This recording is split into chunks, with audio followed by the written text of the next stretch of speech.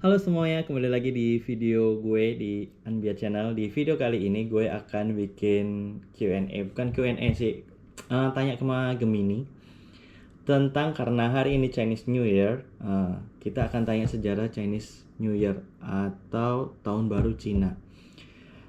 Dan gimana sejarahnya, kenapa ada perbedaan. Nah, kita cari tahu apa yang Gemini tahu tentang Chinese New Year. Dan sebagai informasi, selama gua tanya, misalnya tanya jawab sama Gemini, itu nggak akan bisa kasih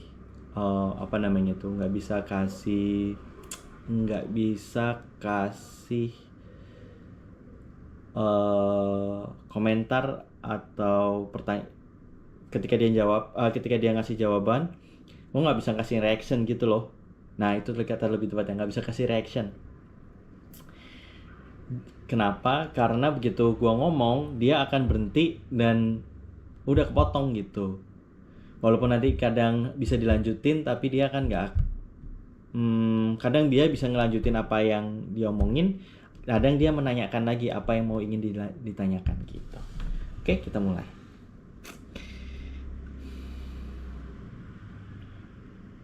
Oke. Wow, halo Gemini. Halo, apa kabar? Baik. Gemini. Ya, saya di sini. Ada yang bisa saya bantu? Oke, saya mau nanya tentang tahun ini. Hari ini adalah tahun baru Cina kan? Iya, betul sekali. Hari ini memang tahun baru Cina. Tepatnya, kita memasuki tahun ular kayu dalam penanggalan Tionghoa. Ada perayaan khusus yang ingin kamu ketahui? Ya. Apakah kamu tahu sejarah singkat tentang tahun baru Cina atau kalender Cina? Tahun baru Cina udah ada sejak lama banget, lebih dari 3.500 tahun.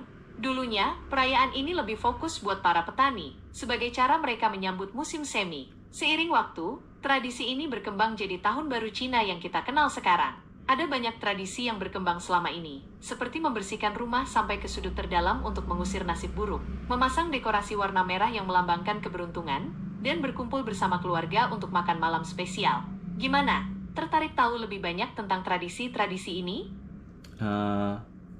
Iya, saya ingin tahu lebih banyak tentang tradisi-tradisi tahun baru Cina. Oke, ada satu tradisi yang namanya pembersihan rumah. Sebelum tahun baru dimulai, orang-orang akan membersihkan rumah mereka dari atas sampai bawah. Ini melambangkan langkah untuk meninggalkan hal-hal buruk di tahun lalu dan menyambut energi baru. Selain itu, ada tradisi memasang dekorasi warna merah. Warna merah dipercaya bisa mendatangkan keberuntungan, jadi rumah-rumah dan toko-toko didekorasi dengan lampion, kertas potong, dan hiasan lainnya yang berwarna merah. Mau tahu tradisi lainnya?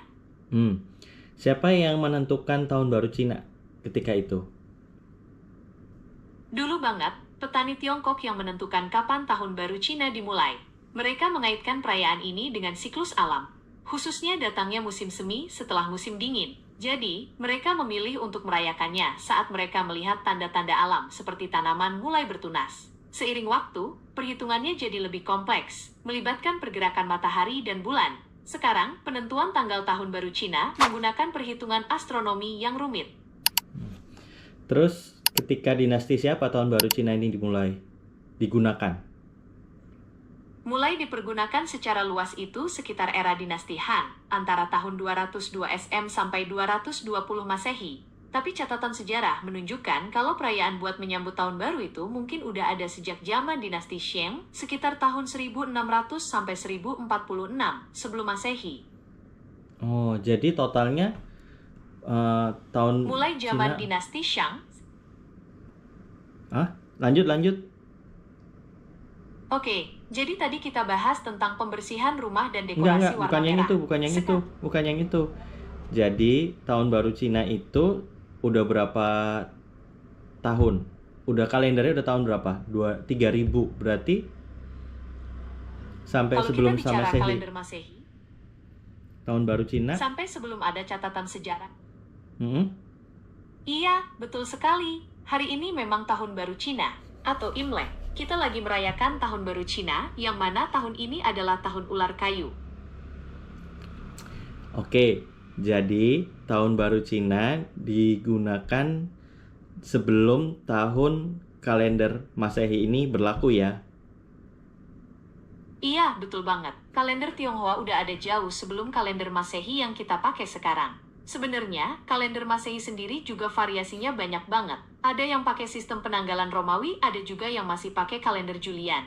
Kalau mau tahu lebih banyak tentang sejarah kalender, aku bisa bantu cariin informasinya. Saya pengen tahu tentang kalender Cina. Kalender Cina, atau kalender lunar Cina, adalah sistem penanggalan yang unik. Tidak seperti kalender Masehi yang kita pakai sehari-hari, kalender Cina mengikuti pergerakan bulan dan matahari. Jadi, 1 tahun dalam kalender Cina tidak selalu 365 hari, seperti kalender Masehi. Bagian paling menarik dari kalender Cina adalah siklus 12 tahunnya, yang diwakili oleh 12 hewan. Setiap tahun dilambangkan dengan hewan tertentu, dan orang yang lahir di tahun itu dianggap memiliki karakteristik hewan tersebut. Mau tahu lebih banyak tentang siklus 12 tahunan ini? Kalau bulan-bulan di kalender Cina apa aja namanya? Nama bulan dalam kalender Cina mirip dengan siklus 12 tahunannya, jadi semuanya mewakili hewan. Jadi, ada bulan tikus, bulan sapi, bulan macan, bulan kelinci, bulan naga, bulan ular, bulan kuda, bulan kambing, bulan monyet, bulan ayam, bulan anjing, dan bulan babi. Setiap bulannya ada berapa hari? Setiap bulan dalam kalender Cina biasanya ada 29 atau 30 hari. Ini tergantung pada fase bulan. Oke. Jadi nama-nama bulannya itu nama-nama hewan ya? Iya, betul banget. Nama-nama bulannya itu sama kayak nama hewan yang mewakili tahun dalam siklus 12 tahunan. Jadi, setiap bulannya punya nama hewan sendiri. Mau tahu lebih banyak tentang tradisi-tradisi yang ada di bulan-bulan tertentu? Ya boleh. Kalau di tradisi di bulan macan apa aja? Kalau di bulan macan, ada beberapa tradisi yang menarik.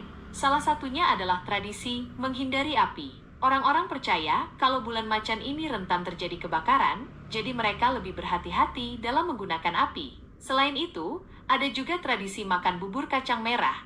Dipercaya bisa menangkal roh jahat. Mau tahu tradisi di bulan lainnya? Oke. Enggak. Sudah sampai situ aja. Ada fakta-fakta unik tentang kalender Cina atau tahun baru Cina?